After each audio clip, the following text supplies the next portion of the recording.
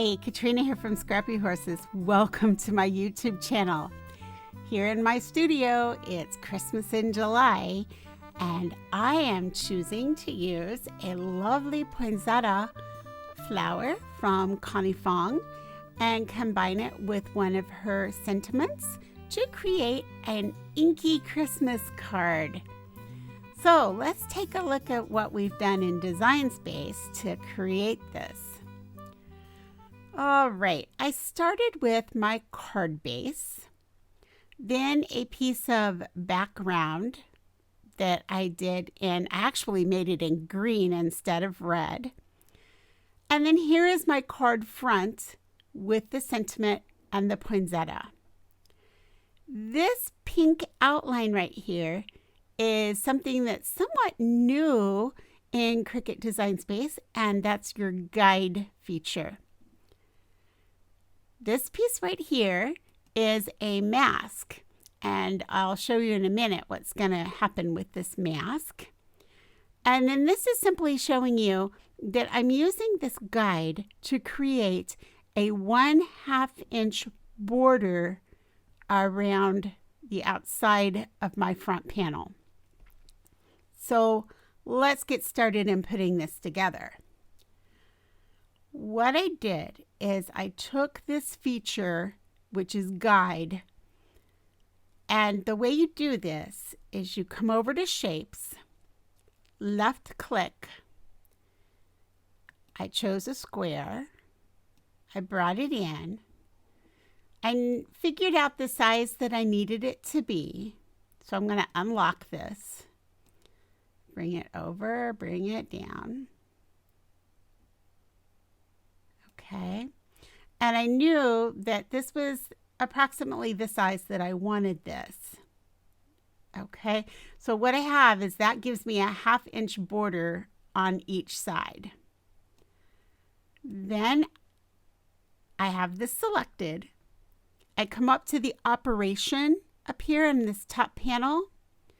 Click the little drop down, and we have our cuts, we have our drawing options, our print and cut, and here it is, guide. Now I have a guide. Okay, I already brought one in, so I'm going to go ahead and get rid of this one. And by the way, you can use any shape you like. It doesn't have to be a square. It can be any of those shapes.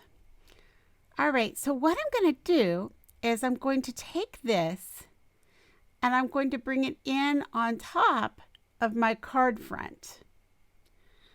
I'm going to left click, select them both, come up to my top panel again to align, and I'm going to center that. Now I know exactly where that taped edge is going to be. That is going to help me in placing my poinsettia and my sentiment, because I didn't want my sentiment to be out into, I wanted it to be inside the color. I didn't want it to be out on this white border. So now all I have to do is drag this into position, and I know that that's going to fall within this center part that I am inking. My poinsettia, I wanted to sort of fall over into the white. All right. So I want to show you something else while we're here. Another somewhat new feature is the way you turn these now. You no longer grab it here. You come outside and see how it turns it into that little curve, and then you can move it around.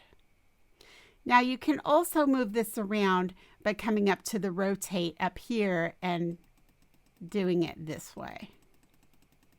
I just wanted to share that in case you were a little perplexed by that, how that had changed recently. Okay, so then all I have to do now to finish this up is remove my guide, left click, select, come over to my right hand panel over here at the bottom. You'll see it says flatten. I flatten, and that's ready to print and cut. Now, this little piece right here, we're going to cut from Post-it removable tape. I'll have to twist this around to make it match, but you'll see what it's going to basically do. And you'll see it at the craft table too. There we go. That's going to sit right on top of there so that when I ink over this at the craft table, this will stay white. And actually, I'm going to be coloring that with Copic Markers in my C. I believe I used C0, 1, and 2. I may have thrown in a little bit of 3. I'm going to go ahead and run it through the Make It portion for you so you can see exactly what's going to happen here. Okay, so now what you see on the screen are the pieces that I'm actually going to run through my print and cut, or that I'm going to cut in Design Space. So what I'm going to do is come over and left click Make It. I'm going to go ahead and say On Mat, Continue, and you can see that this is the piece that's going to print and cut. No problem. So that's going to run through my printer. I'll hit Continue. It's going to say Send to Printer. I'm going to click that. I'm going to print it. Then I'm going to select my base material. So let's say we've already done that, and we're going to move on now to this basic cut. This is the one I want to show you. I am going to come in and I'm going to choose Sticky Note as my base material. Let's say you don't have that in your favorites, like I do. You're going to just hit Browse All Materials, come to Search All Materials, type in Sticky, and then you just click it, and then you say Done. And then you can have Sticky Note. Now, let me show you something else. Let's say you wanted to add that to your favorites. All right. How you're going to do that is you're going to go to Browse All Materials, type in Sticky, like we did before to find it. Then, see the little star there? That means it's already one of my favorites. But when it comes up for you, it's going to come up in a list. And you're just going to click the star. Okay, so just click the star and then say Done, and it will come up as a favorite for you. Okay, and it'll come up in this section right here, and then you'll be able to find it. My Post-it note tape is 2 inches wide. So I could almost get it with one strip of tape, but not quite. So what I did is I just layered one piece, then put another piece over the top, and you'll be able to see that when I peel it off. You'll be able to see those layers put together. I've already printed and I've already cut all of this. So I will see you over at the craft table and we'll put this together. Through the magic of editing, here we are. We have the poinsettia all colored up, and here's the mask that I have cut. And you can see down at the bottom, you can see that little line. That's where my 2 pieces of that Post-it labeling tape came together. So I cut that, and that's what the Post-it removable labeling tape looks like. I use the same thing now to mask off that outside border. Now, this is just a Fiskars mat underneath, and I'm using it to take advantage of those grid lines so I can easily see where that 1/2 inch is.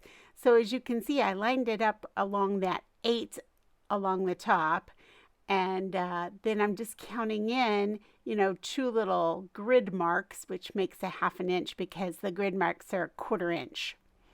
So that's easy enough. And you can see that this labeling tape, it's really nice because it does not stick enough to mess up the paper. You know how some tapes sort of grab and then it kind of mars your paper? This does not. Okay, I'm coming in with a little bit of red and a little bit of green. These are both close to my heart colors. I'm sure they're probably both retired. at this point, I'm trying to test which green I like. I'm not seeing that big of a difference between the two, but I think I decided to go with I believe it's a willow green. I'll double check that and put it below. But again, I believe it's retired. The top red is really retired. It's a really old color called holiday red. So you're not going to find that unless they've brought it back.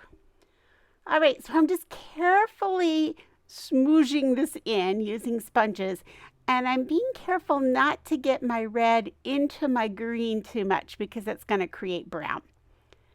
All right, I'm bringing in the shimmering mist, and I'm just spraying over the top, and now comes the big reveal. This is always the fun part. I'm just stripping away that tape, and it comes off so easily. I mean, there's just no problem taking that off at all. Working on the card base, just went ahead and put my crease down, and now just folding that in. Now I'm adding my layers.